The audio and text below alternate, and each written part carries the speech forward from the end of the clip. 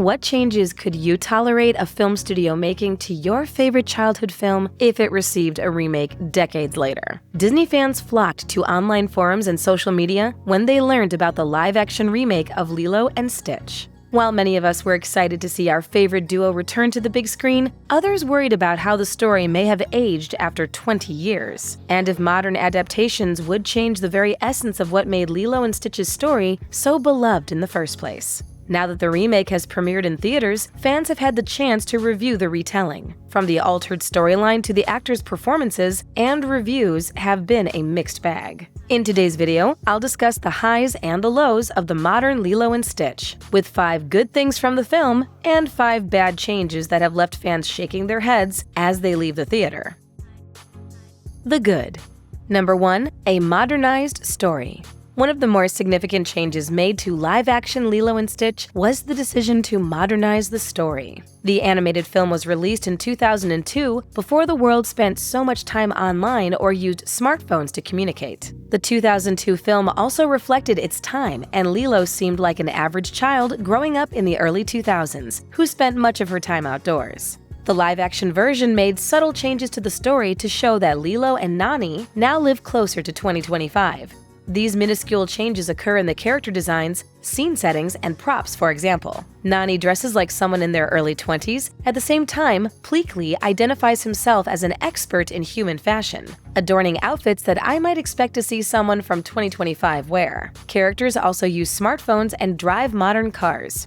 My favorite example of this change is during a scene between Lilo and a family friend, David. David inquires about Nani and her growing stress levels, but Lilo informs him that Nani still likes him and finds his appearance attractive. In the animated film, Lilo knows this because she reads Nani's diary, but in the live-action film, it's because she reads her text messages.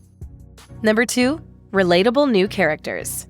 Many people attending Lilo and Stitch on opening night came to the theater to see their favorite characters on the screen again. They were there not only for the titular main characters, but also for the rest of their found family, whom they meet throughout their adventure together. David is one such member, not only an old family friend, but also someone who genuinely cares for Nani and Lilo's well-being after the tragic loss of their parents. We fans love David because he was always genuine and down-to-earth, making him one of Disney's most well-liked supporting characters. However, the remake does change the storyline, allowing new characters to be introduced into the Lilo and Stitch canon. One of these new characters is David's grandmother, Tutu, who lives next door to Lilo and Nani. Tutu is an outgoing and mischievous woman with the sisters' best interest at heart. She also acts as a grandmother to them, looking out for them whenever possible. She's often a source of comedic relief throughout the film, while simultaneously being someone Nani can rely on, as she later agrees to become Lilo's foster parent while Nani attends college in California.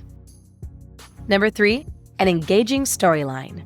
You heard that right, Nani attends the University of California, where she studies marine biology. Her decision to pursue college and get her degree is unique to the remake, as is the storyline accompanying it. In the animated film, Nani did struggle to care for Lilo, leading to check-ins from social services, but the remake takes it a few steps further, adding more realism to the story by showing Nani's struggle as she learns how to care for Lilo after losing her parents. Nani frequently meets with Lilo's social worker, Mrs. Kikoa, who encourages her to get her life together by applying for medical insurance, paying their late bills, and stocking their kitchen with food. Nani tries her best, but Stitch's arrival throws her life into chaos, and she has to wrestle with the decision to relinquish her custody of Lilo. Although the storyline is heavy, it kept the audience hooked and on the edge of their seats.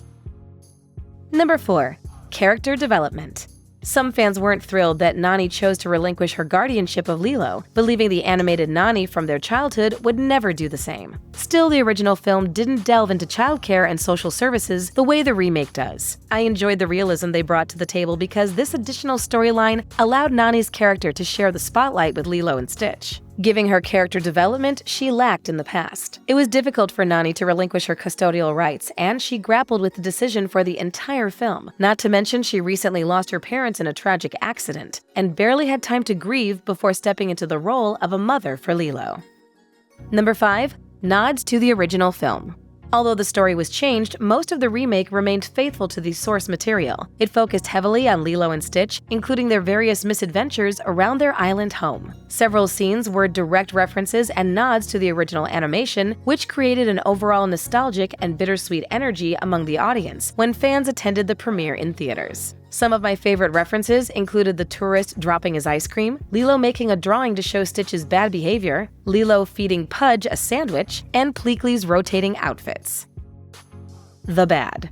Number 1. Storyline changes. Fans wanted to see the story they fell in love with decades ago brought to life in another form. When they arrived in theaters, they expected Lilo and Stitch to be like they had known it before, with little deviation. After all, the script was already written and the story complete. So why adapt the narrative or make massive changes? While the secondary storyline the remake provided was compelling and engaged us, it also made the primary story between Lilo and Stitch feel like it played second fiddle in its own film. I'm glad that Nani received more character development and screen time, but it's a shame that it came at the detriment of the titular characters. Number 2. Missing characters. The remake does its best to balance the characters and the screen time they receive, often jumping between 3 separate storylines: Nani, Lilo and Stitch, and Jumba and Bleakley. These storylines later converge to make one coherent narrative. But this creates a limited scope, meaning some characters didn't make their live-action debut. Most notably, the original antagonist for Lilo and Stitch, a captain of the Galactic Federation named Gantu, failed to appear. Of all the mistakes and blunders from the remake, cutting out such a pivotal character is one of the biggest, and it's something fans won't forgive and forget. Number 3. Absent details. When a film receives a remake, not everyone or everything can make the final cut. Some details are left behind on the cutting room floor, even though their absence disappoints fans in the long run. Certain scenes from the animated film weren't translated into the live action, like Stitch dressing up as Elvis or David asking Nani out while at work. Many fans were also disappointed that Jumba and Bleakley had devices that allowed them to copy human appearances, when in the animated film, they wore cheap costumes and wigs to blend in with human society, which many believed was more humorous and what made their characters so charming. Number 4. A new antagonist.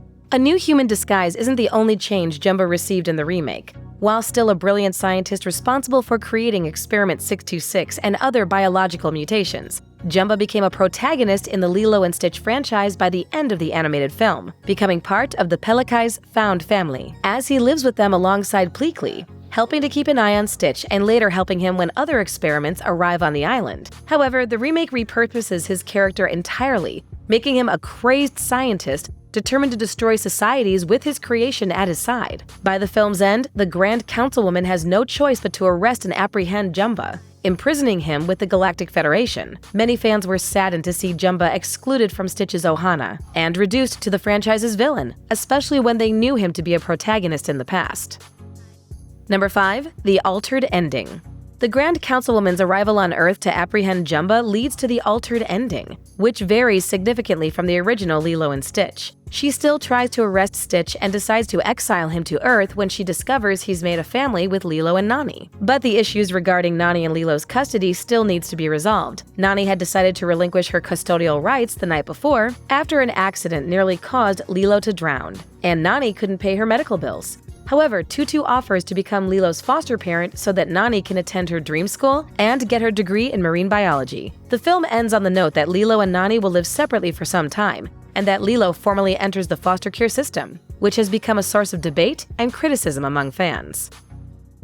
Some people believe that a good story should remain untouched, but it only makes sense that modern storytellers will want to revisit the films and series that once inspired them. Lilo and Stitch was one of Disney's leading animated films and remains one of the company's most popular and socially significant franchises. Like many other fans, I was disappointed to see critical elements from the original film omitted from the remake. Still, there's potential for these missing storylines, details, and characters to appear in future sequels. Was there a change you loved in the remake or something you missed out on when watching it in theaters?